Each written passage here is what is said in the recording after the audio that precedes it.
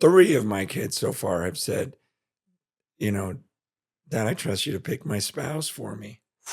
Like like, yeah, like my 2 oldest daughters and my son just recently was like, "Yeah, I trust Dad to find me a girl, pick me a girl." Like it's like there's this trust, So there's you just had an love. arranged marriage. I kinda did with my first one. Not really, but I met this guy that was in our ministry, and I'm like, "I am blown away by this guy."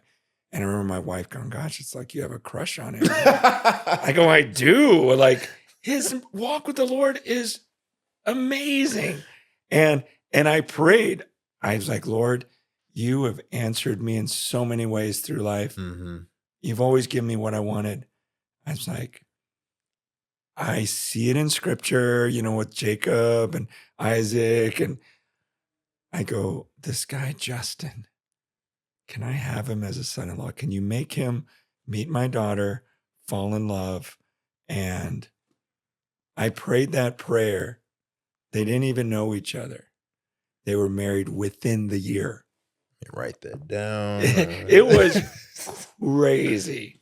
And now they've got 3 kids. And I mean, it's one of those things where it was beyond anything I ever would have dreamt. Because, I always think no one's good enough for my little girl. Yeah. And then I meet this guy and I'm like, oh, He's good enough. Good enough. And she better say yes. 'Cause, but he called one day, asked if he could borrow it, one of my saws or whatever. I'm like, yeah. And I go, I'm not home, but my daughter is. And I call my daughter, honey, someone's coming over right now.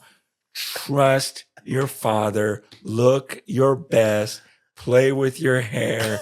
Do whatever you need to do. This is a good guy.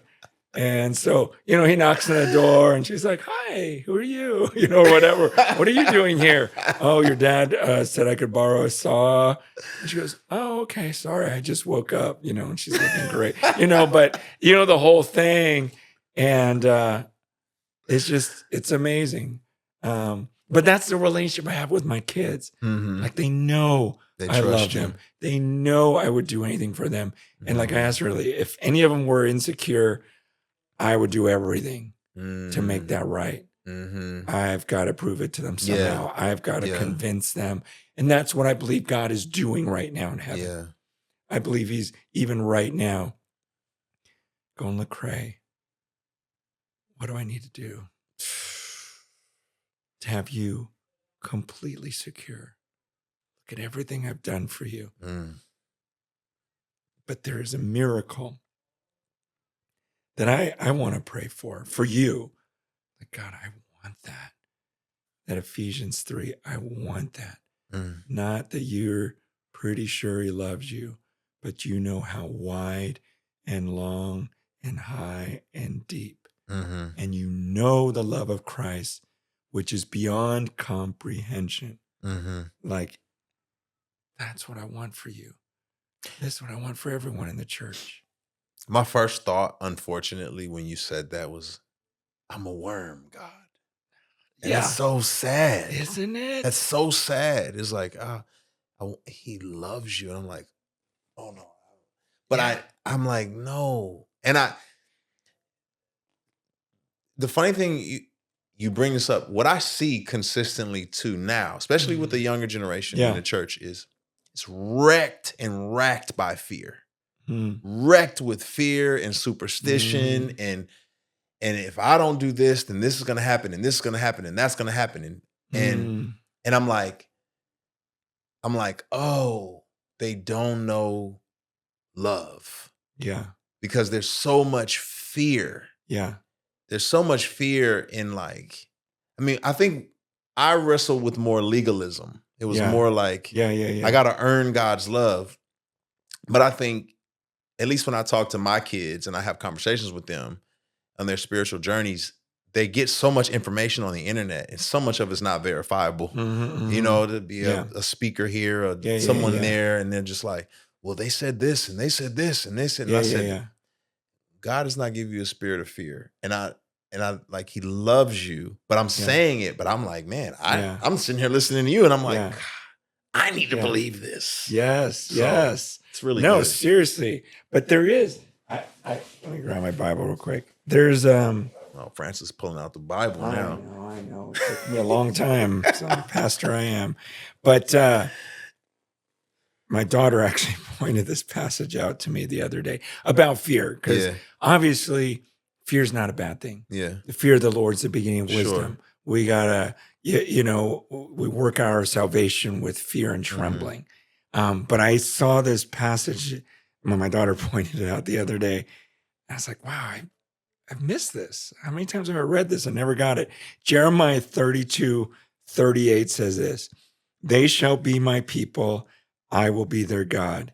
I will give them one heart and one way, that they may fear me forever, for their own good and for the good of their children after them.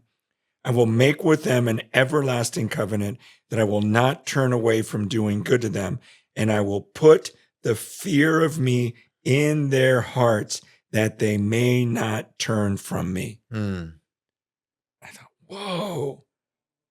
Like, this is a good thing. Like, he goes, this is what I'm going to do. One day, he's telling Jeremiah, I'm going to put the fear of me in their hearts, so then they can't turn away from me. It'll be for their good and the good of their children. So there's a fear that's good. Yeah. And when I read that, I go, that's it. Even when I'm very grateful that I have a fear of God. Yeah. I think people have heard me teach for the last 30 years. No, this guy has a fear of God. And now I'm realizing that's what's kept me from ever straying. Because even when I'm not feeling it, I still know who he is. And that's in my heart. And like I said, I think right now, he just gave me that breath. That could be my last breath. And then I'm going to see him like, this is the way I live my life. And I've done that for 30 something years. And I go, oh, it's because he put the fear of God in my heart for my good. Yeah. So I can't turn from him. That doesn't mean I don't sin, but I can't stay in it. There's this fear that's at the core of me. And you can't teach that to someone. Sure.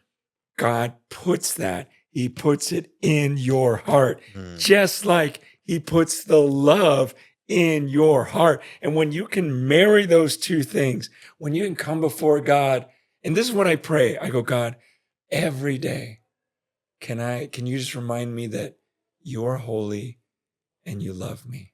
Can that just center who I am? Because if I wake up every day and go, there's a holy God up there, and he is crazy about me. Those two truths, if that's deep in my heart, I'm good. That's strong. Anything can happen, and I'm okay, because the fear of God and the love of God are in my heart, and that is something he has to do. So in church, churches are often like behavior modification. Don't do this anymore. Don't do that. Whatever. We're trying to talk people into it, but when the miracle happens inside of you, you can't leave them.